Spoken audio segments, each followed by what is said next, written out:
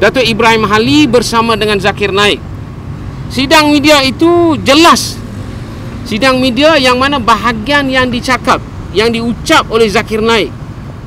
Zakir Naik seolah-olah mengajak umat Islam negara ini menganjurkan suasana yang tidak akan tenteramkan negara ini. Iaitu dia mengajak orang-orang Islam, orang-orang Muslim, orang-orang Melayu negara ini segera mengambil tindakan ke atas individu-individu ataupun mana-mana persatuan yang mengambil tindakan ke atas Zakir Naik. Perlu ingat, Zakir Naik bukanlah seorang yang baik. Kalau dia itu orang yang menganjurkan kebaikan, orang yang baik, takkanlah negara dia cari dia. Ini jelas menunjukkan dia ada melanggar undang-undang peraturan negara asalnya. Dia juga dicari di Bangladesh. Banyak bukti mengatakan dia terlibat dengan banyak kes. Saya tak nak sebut apa kes dia. Tetapi Zakir Naik adalah seorang yang tidak diperlukan di negara ini. Sudah buat banyak bantahan, sudah buat banyak laporan polis sejak tahun 2012. Tetapi pihak polis dengan kerajaan kita tidak mengambil kira semua itu.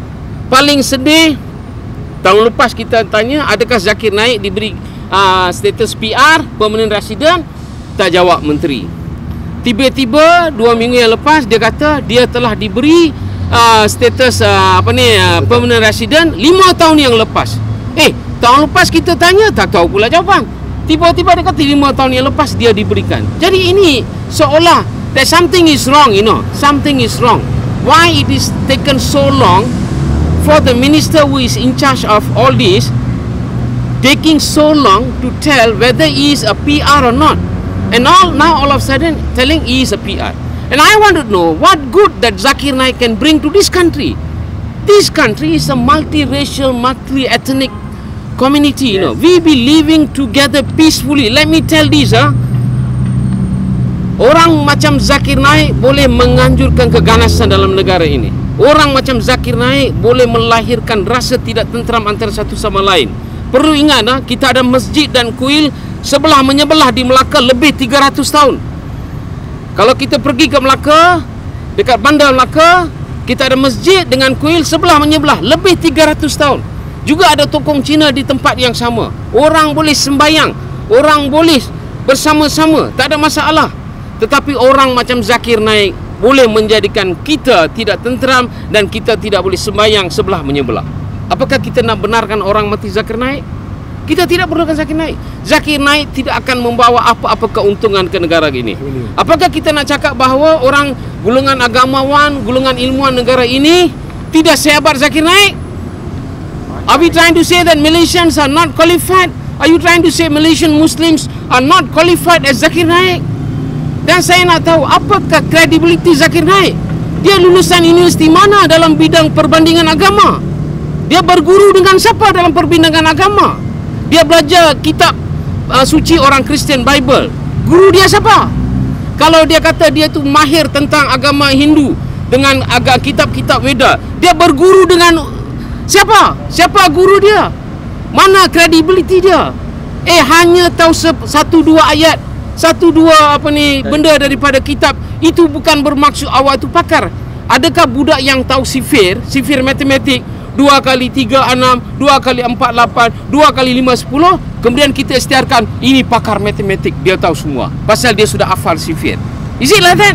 Just because I can memorize few things from certain verses and I give definition according to my own understanding, are you trying to say I'm an expert? I too know. Saya ni asal orang Kelantan. Saya tahu serba sedikit tentang Islam. Saya boleh sebut beberapa surah, beberapa ayat. Apakah itu bermaksud saya boleh berceramah dan katakan saya ini pakar tentang Islam? Tidak je. If you know literally, that doesn't mean you're an expert in that religion. So we are having a wrong person. Zakir Naik is not the right person. If outside there, my Muslim brothers, if you want to know more about Hinduism, please come to me.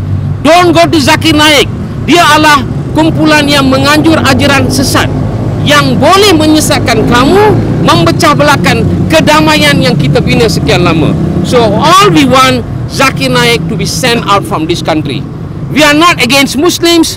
We are not against anyone. We've been living together all these years without no problem. What we want is that this country must send him back, this Zakir Naik, to India. India sudah keluarkan 2 arahan. Saya minta India akan berurusan dengan IGP, sebab IGP kata dia belum dapat surat.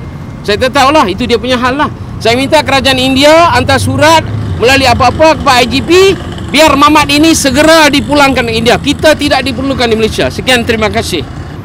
Zakir Naik ini adalah pelopor Peace TV. Betul? Apa peace benda yang dibuat? It's not Peace TV lah. He's putting pieces. 25 tahun dia dalam pergerakan keagamaan, konon membawa mesej keamanan untuk seluruh dunia, seantero dunia. Dia kata dia bawa keamanan untuk seluruh dunia, mesej aman. Of course Islam is peace, dan dia kata dia bawa mesej peace. Kalau dia bawa mesej peace, masakan kami orang di sini membantah?